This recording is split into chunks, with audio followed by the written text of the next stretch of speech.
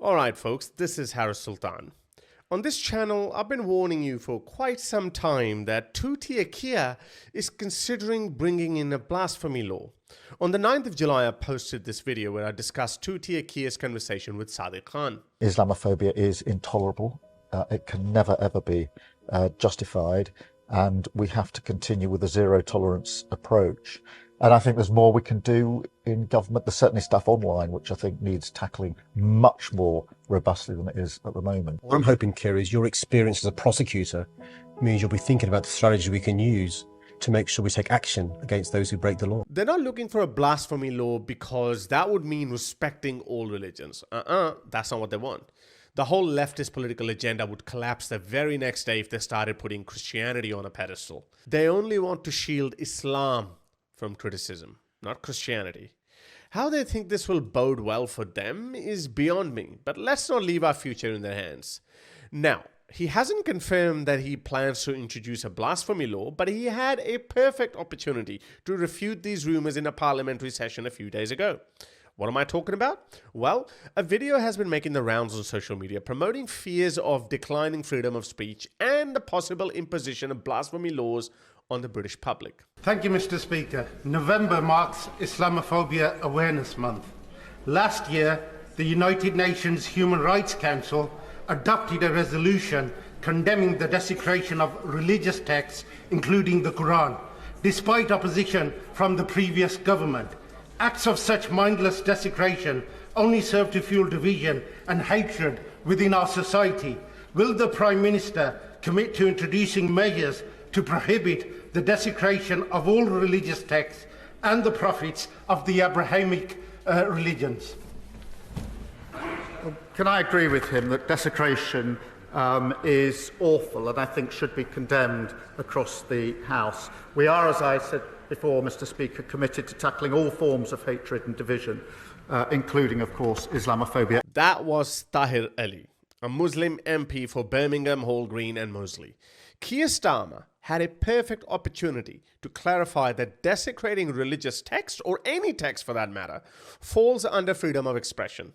You can express your anger and disappointment over it, but you cannot demand that the British public curb their freedom, such as showing dissent towards religious teachings, rulings and texts. This is a hard-earned right, not only for the British public, but for every citizen living in the West.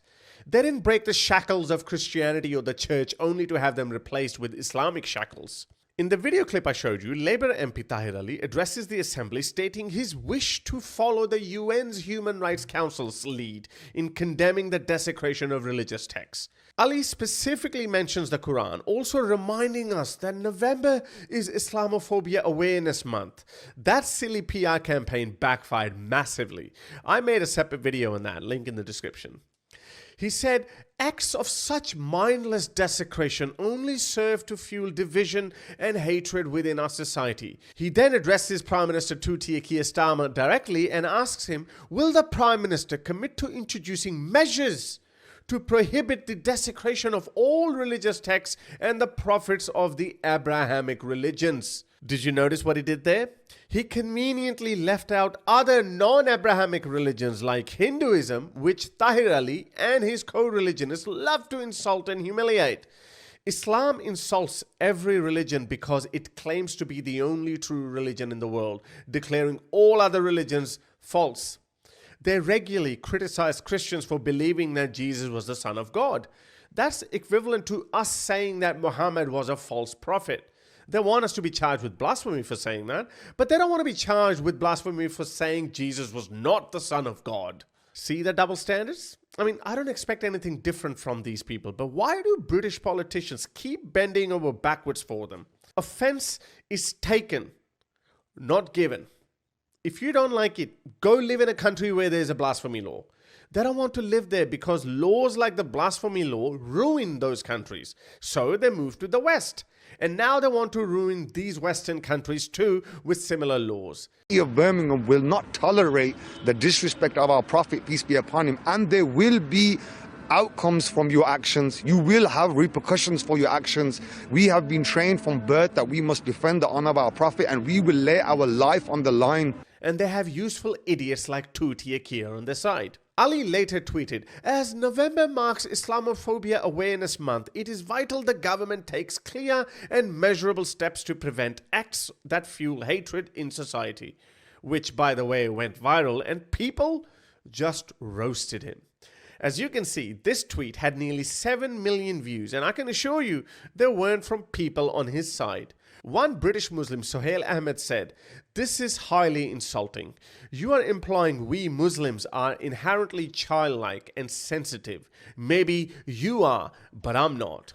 You are deeply illiberal, anti-freedom, anti-reason, anti-free speech, and frankly, anti-British. As a Muslim, I don't want MPs like you here in the UK." Good tweet. We need more Muslims like him. MP Rupert Lowe said, "Islamophobia Awareness Month or not, we do not and must not have blasphemy laws in our country."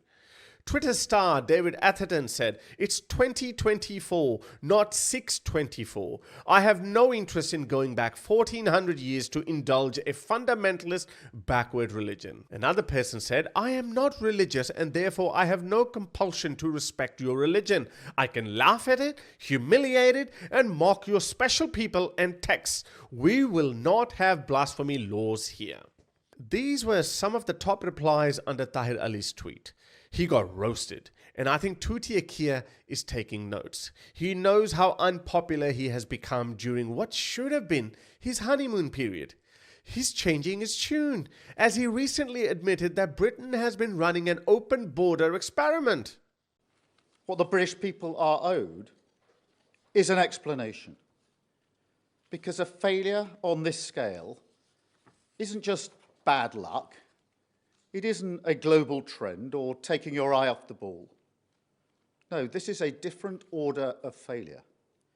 This happened by design, not accident. Policies were reformed deliberately to liberalise immigration. Brexit was used for that purpose, to turn Britain into a one-nation experiment in open borders. Global Britain. Remember that slogan? That is what they meant. A policy with no support, and which they then pretended wasn't happening. Wow, what a remarkable turnaround that was. So, when Tommy Robinson says it, he's far right. But when Tuti Keir says it, we're all supposed to applaud him? Anyway, according to data, the Muslim population stood at 6.3% or 4.13 million at the end of 2023. The number of mosques is estimated to be around 1,500. The British public have been a captive audience to Islamic advertisements, including ads on buses featuring a mufti whose rhetoric is so divisive he's been banned from Singapore and Denmark. Islamic hadiths appeared on a message board in London's King's Cross rail station during Ramadan. By the way, as it turned out, that guy who posted that was also a Muslim who broke all protocols. And I'm not sure if he was sacked. Anyway, dawah stalls aimed at conversions and public performances of the call to prayer are not uncommon sights on British streets. In fact, the call to prayer has been blasted from loudspeakers in Parliament Square.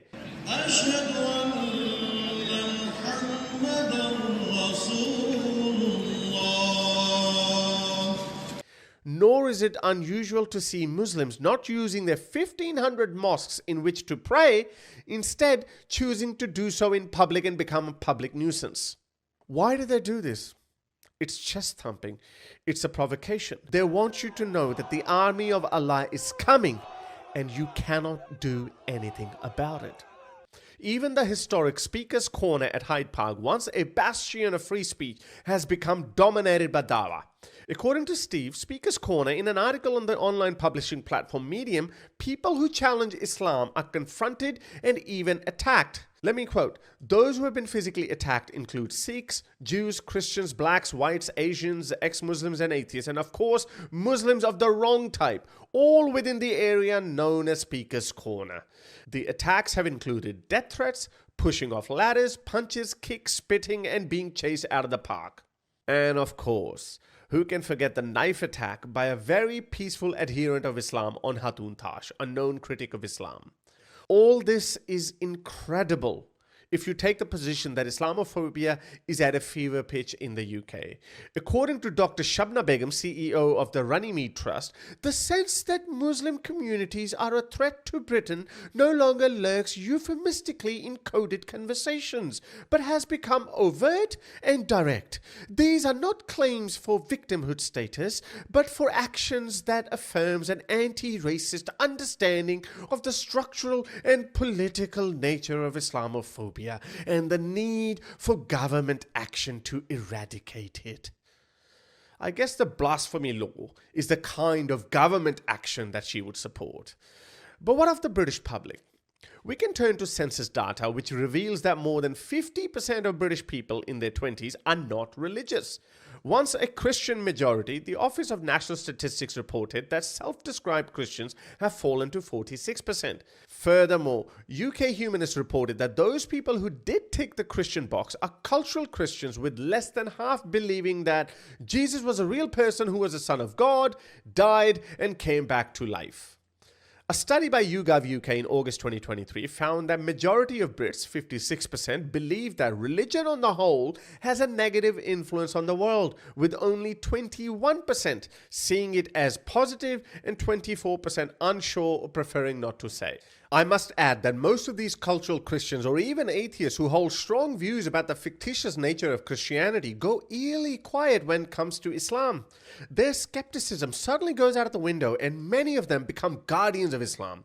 As an ex-Muslim who thought Western atheists or liberals would be on our side, I find it extremely frustrating that they do not judge Islam by the same standards. Clearly, the British public are becoming less religious and would, or certainly should not, support the return of blasphemy laws. Politicians who can implement laws, however, pose a more serious challenge. This Muslim MP Tahir Ali was elected in 2019.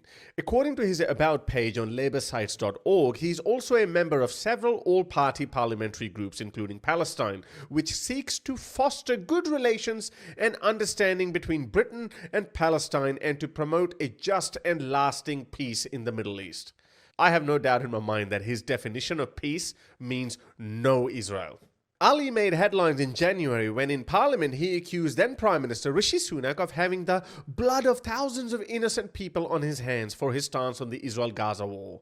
Ali believes that Israel is committing a genocide and wanted Sunak to demand a ceasefire and end the sale of arms to Israel. He later apologized in a tweet but didn't resign.